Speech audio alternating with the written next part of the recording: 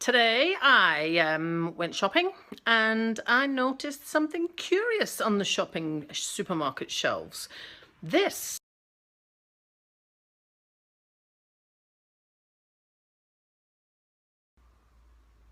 So I'm going to have to do some research and find out whether it really is a superfood. Rain stopped play for my walk today, and to be frank, as I might have feared, the exercise isn't going quite to plan because, do you know, if I sit down and don't do anything, it doesn't hurt, and frankly, I'm a bit scared of the drugs they keep giving me, so I have not taken them yet because pain is more predictable than their side effects. However, I did this instead.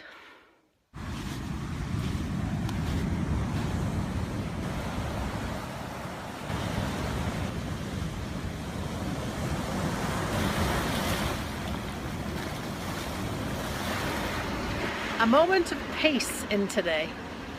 What was yours?